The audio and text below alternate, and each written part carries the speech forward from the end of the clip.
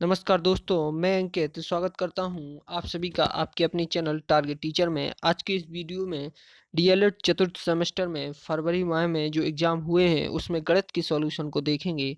तो आइए देखते हैं कि गणित के कंप्लीट सॉल्यूशन को।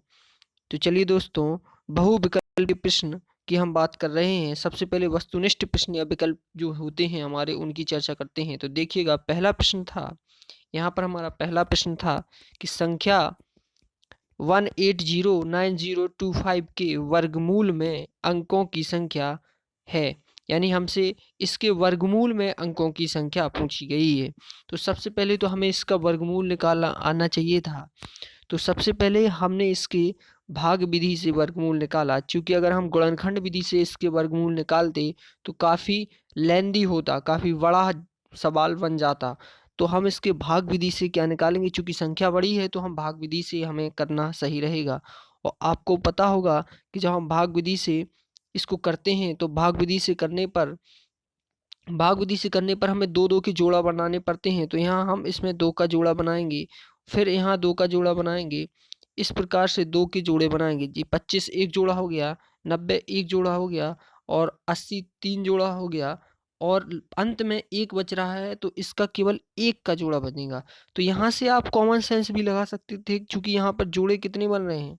संख्या है 1809025।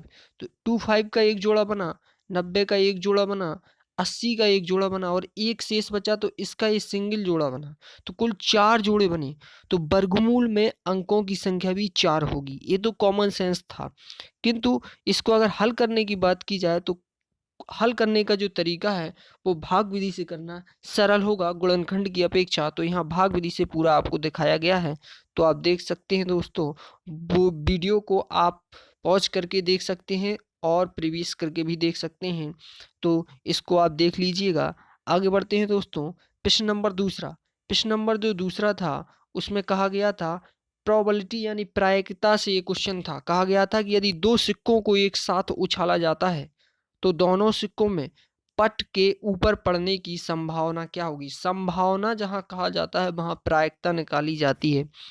और प्रायिकता का जो फॉर्मूला होता है वो होता है घटित होने वाली घटनाएं बटे कुल घटनाएं। घटित होने वाली घटनाएं बटे कुल घटनाएं, ये प्रायिकता का फॉर्मूला होता है। तो सबसे पहले हमें कुल घटनाएं देखनी होती हैं। तो हम सबसे पहले अगर कुल घटनाओं की बात करें तो जब हम किसी सिक्के को उछालते हैं तो दो कुल घटनाएं होती हैं, हेड और टेल। या तो हेड आएगा या टेल आएगा। किंतु यदि हम जब दो सिक्कों को एक साथ उछालते हैं तो हमारे सामने क्या क्या पॉसिबिलिटी हो सकती हैं। या तो पहले सिक्के पर हेड आएगा और दूसरे सिक्के पर भी हेड आ जाए, ऐसा हो सकता है। ऐसा भी हो सकता है कि पहले सिक्के पर हेड आ जाए, दूसरे सिक्के पर टेल आ जाए। ऐसा भी हो सकता है। ऐसा भी हो सकता है कि पहले सिक्के पर टेल आ जाए, दूसरे पर हेड आ जाए। ये भी हो सकता है। और ये भी तो हो सकता है कि पहले पर टेल आ जाए और दूसरे पर टेल आ जाए। ये चार संभावनाएं हमारी बनती हैं। तो कुल घटित होने वाली घटनाएं जो होती हैं उनकी संख्या बनती है 4। तो यहाँ पर सबसे पहले तो कुल घटनाएं निकालनी है। अब प्रश्न में हमसे पूछा गया है कि दोनों सिक्कों में पट यानी कि हेड आने की, सॉरी दोस्तों, टेल आने की प्रायिकता क्या होगी। दोनों सिक्कों में पट, पट का मतलब है टेल। तो टेल के ऊपर आने पर की क्या संभावना होगी। और दोनों सिक्कों पर, तो दोनों सिक्कों पर टेल कितनी बार आया हुआ है। इन चारों में केवल और केवल एक ही ऐसी घटना है जिसमें टेल दोनों बार आया हुआ है। तो घटित होने वाली घटना क्या हुई, एक हुई। तो हमें एक को ऊपर रखना है और कुल घटनाओं को नीचे रखना है। और यही हमारा 1/4 आंसर है और ऑप्शन नंबर 1 इसका सही हो जाएगा। ठीक। तो आगे बढ़ते हैं। प्रश्न नंबर तीसरा दोस्तों, यदि लंबवृत्तीय बेलन तथा लंबवृत्तीय शंकु के आधार की त्रिज्या तथा ऊंचाई समान हो तो उनके आयतनों का अनुपात क्या होगा। क्षेत्रमिति से प्रश्न है। 3D आकृति, 3 डायमेंशियल क्वेश्चंस जो होते हैं, बेलन हुआ, शंकु हुआ, गोला हुआ, उनसे ये प्रश्न है। इसके लिए आपको पता होना चाहिए कि बेलन का आयतन क्या होता है।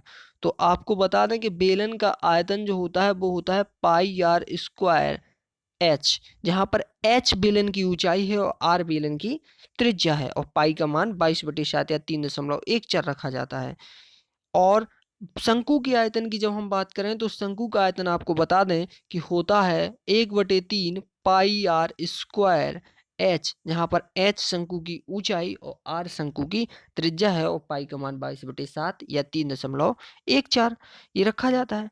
अब हमें एक प्रश्न में बोला गया है कि आधार की त्रिज्या यानी कि आर और ऊंचाई यानी कि एच समान हो, यानी बेलन की और शंकु की त्रिज्या और ऊंचाई दोनों कैसी हैं, बराबर यानी कि समान हैं, तो उनके आयतनों का अनुपात बताइए।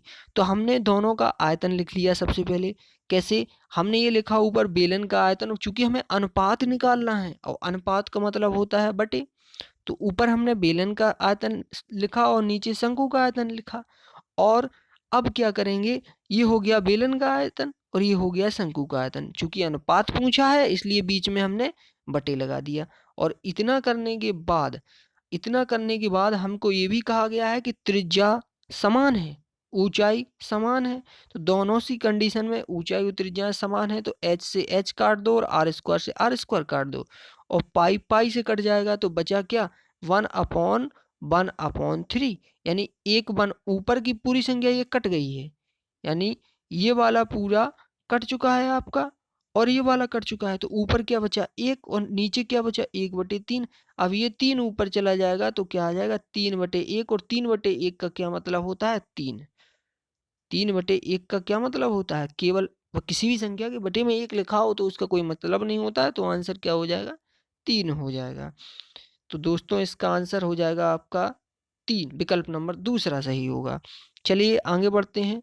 दोस्तों अगर वीडियो आपको पसंद आ रहा हो तो वीडियो को सब्सक्राइब कीजिए, चैनल को सब्सक्राइब कीजिए, वीडियो को लाइक कीजिए और शेयर कीजिए। चलिए चौथा प्रश्न देखते हैं। Sine square 45 plus cos square 30 का मान क्या होगा? तो देखिएगा, सबसे पहले तो आपको साइन 45 का मान पता होना चाहिए कि साइन 45 का मान होता है 1/√2। और दोस्तों बात करें कि साइन इस कॉस 30 का मान क्या होता है, तो कॉस 30 का दोस्तों मान होता है, देखिएगा, कॉस 30 का मान होता है अंडर रूट के अंदर 3/2। ये देखिए, अंडर रूट के अंदर 3/2 इसका मान होता है। और साइन स्क्वायर 45 जब हम निकालेंगे इसका मतलब हमें उसका वर्ग करना है, तो इधर भी वर्ग किया और इधर भी वर्ग किया और 1/√2 का वर्ग करोगे तो 1/2 आ जाएगा। इसी प्रकार इसमें वर्ग करेंगे कॉस स्क्वायर 30 का, तो यहाँ जब हम वर्ग करेंगे तो यहाँ वर्ग करने पर 3/4 आ जाएगा। अब इन दोनों को क्या कर देना है, इन दोनों को जोड़ देना है। तो हमने इन दोनों को जोड़ दिया। क्यों जोड़ना है, क्योंकि हमसे मान भी तो उसी का पूछा गया है, जोड़ने का ही तो मान पूछा गया है। तो इनको जोड़ देंगे और जोड़ने पर हमें मान इनके पता है, स्क्वायर का हमने मान निकाल लिया है, कॉस स्क्वायर 30 का मान निकाल लिया है। कहाँ निकाला, देखिए ये निकाला है यहाँ मान। तो ये मान हमने यहाँ निकाल लिए हैं, तो उनको यहाँ रख दिया यानी पुट इन कर दिया और सॉल्व कर दिया, एलसीएम ले लिया, तो आंसर कितना आ गया, 5/4 आ गया। तो ऑप्शन इसका कौन सा सही हो जाएगा, इसका ऑप्शन नंबर 3 यानी 5/4 सही हो जाएगा। अगला प्रश्न देखिए दोस्तों, निम्न में से कौन सी परिमेय संख्या 3/5 और 4/5 के मध्य नहीं आती है? अब इस प्रश्न को देखकर आप सोच रहे होंगे कि किस प्रकार का प्रश्न पूछा गया है, कि इसमें हम सबका भाग देते रहेंगे क्या? लेकिन आपको कतई भाग देने की जरूरत नहीं है। आपको अपना थोड़ा सा दिमाग लगाने की यहाँ पर जरूरत है। सोचिए कि इसके हर में क्या है, 30 है और इसके भी हर में 30 है। क्या हम इसके हर में और इसके हर में 30 नहीं बना सकते? बना सकते हैं। क्या करेंगे, 7/10 लिखा है, 7/10 का जो हमें हर है यानी नीचे है उसको 30 बनाना है। तो हम ऊपर भी 3 से गुणा कर दें और नीचे भी 3 से गुणा कर दें, तो ऊपर हो जाएगा 21 और नीचे हो जाएगा 30, 21/30 बन जाएगा। चलिए इतना बना लिया आपने। अब हमें 2/3 को भी क्या बनाना है, हमें क्या करना है, 2/3 को भी हमें क्या करना है, हमें 2/3 के हर में भी 30 चाहिए, यानी हमें 2/3 को भी नीचे 30 चाहिए, तो हम ऊपर करा देंगे 10 से गुणा और नीचे भी करा देंगे 10 से गुणा। जितना ऊपर गुणा कराएंगे उतने नीचे कराना होगा, चूंकि हमें नीचे 30 चाहिए इसलिए हमने 10 से गुणा कराया, तो 10 से हमें ऊपर भी कराना होगा, तो 20/30 आ जाएगा। तो उसको 20/30 लिख लिया। अब देखिए, इतना करने के बाद आप इस संख्या को यानी कि 3/5 जो हमारे दिए हैं, ये 3 बचे 3/5 हमारे दिए हैं और ये 4/5, इनका हर भी 30 बनाइए। कैसे बनाओगे? ऊपर नीचे 6 का गुणा कराएंगे तो 30 हो जाएगा, ऊपर 6 का गुणा कराएं और नीचे 6 का गुणा कराएं तो 30 हो जाएगा। आप देख सकते हैं इधर हो गया। अब देखिए कि सारे अंश हर, यहाँ 30 है नीचे, यहाँ 30 है हर में, यहाँ हर में 30 है, यहाँ हर में 30 है, यहाँ हर में 30 है, यहाँ हर में 30 है। तो इसका मतलब हुआ जब हर हमने सेम बना लिया और ऊपर वाली संख्या किसके बीच में, 18 और 24 है। 18 और 24 के बीच में मुझे बताइए क्या 21 नहीं आता है? आता है। तो इसका मतलब ये नहीं है। 19 नहीं आता है? आता है। 20 नहीं आता है? आता है। तो 16 ही एकमात्र ऐसी संख्या है जो 18 और 24 के बीच में नहीं आती है। जब 16 एकमात्र ऐसी संख्या है इन चारों में, चारों विकल्पों में, अब आपको इसको नहीं देखना है, आपको इसको नहीं देखना है, आपने को देखना है इसको, इसको और इसको और इसको, और देखना है आपको इस वाले 18 को, इस 24 को। 18 और 24 के बीच में क्या है? 21 है, 19 है, 20 है, केवल 16 नहीं है। और हमसे पूछा गया था कि इन दोनों बीच 3/5 और 4/5 के बीच में क्या नहीं है? यही 16 नहीं है। तो आंसर क्या हो जाएगा? फोर्थ। और दूसरा तरीका आपका ये था कि आप क्या करते, सबका भाग करते। 7 में 10 का भाग देते, 19 में 30 का भाग देते, 2 में 3 का भाग देते, 16 में 30 का भाग देते, और यहाँ भी 3 में 5 का भाग देते और 4 में 5 का भाग देते, और देखते कि कौन बीच में है और कौन नहीं है। तो ये बड़ा लेंदी प्रोसेस होता, ये प्रोसेस सरल है और थोड़ा सा दिमाग लगाने वाला है। दोस्तों, अगर वीडियो को अच्छा लगा हो तो वीडियो को सब्सक्राइब कीजिए, चैनल को सब्सक्राइब कीजिए, लाइक कीजिए, शेयर कीजिए। Thank you. धन्यवाद दोस्तों।